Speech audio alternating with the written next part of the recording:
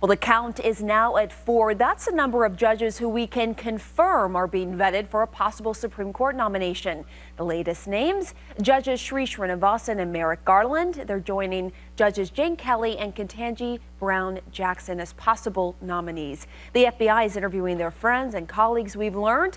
And attorney Pate joins me here in Atlanta to talk about all of these possible nominees. At this point, it's all kind of a guessing game. We know who the FBI is vetting, but we can make calculated guesses. Who would you consider to be the front runner here? I think Judge Srinivasan has to be considered the front runner. I mean, he has been unanimously confirmed recently by the Senate.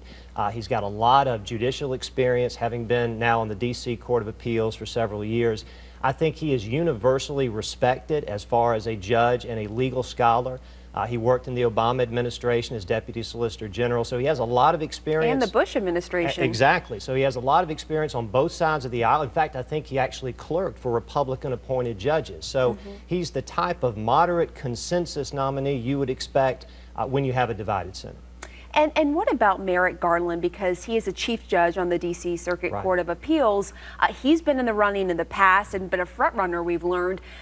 And obviously has a very impressive resume. He's considered to be a consensus candidate here. But court watchers say his age and the bottom line, the fact that he's a white male, might work against him. Why is that? I think the president is searching for diversity here on the court. We've seen that in his earlier selection, so I would anticipate he tries to do that again. And while 63 certainly doesn't seem old to me, if you think about a Supreme Court justice trying to serve 20, 30 years on the court, the president will probably pick someone a little younger. But then on the other side, there are some who argue it may be more palatable to Republicans in the Senate to have someone who's a little bit older, that is, you know, put forth by President Obama. But then again, you get to the hearing part, and Republicans are saying they're not even going to hold a hearing, which could be tricky for Chuck Grassley, who is the chairman of the Senate Judiciary Committee, if Jane Kelly, who was on the 8th Circuit Court of Appeals in Iowa, is appointed by the president, right? Judge Kelly has been someone Senator Grassley has supported enthusiastically for a long time, so it's going to be very difficult, I think, for him to say, look, this is a qualified judge. We know this is a qualified judge. I've said this is a qualified judge, but I'm still not going to consider her just because of political reasons. So that will really force his hand, and we'll have to see what he would do. And then, of course, Ketanji Brown Jackson. She's a U.S. District Court judge, and in fact is related by marriage to Speaker of the House Paul Ryan. Also has an impressive resume, as we see right here.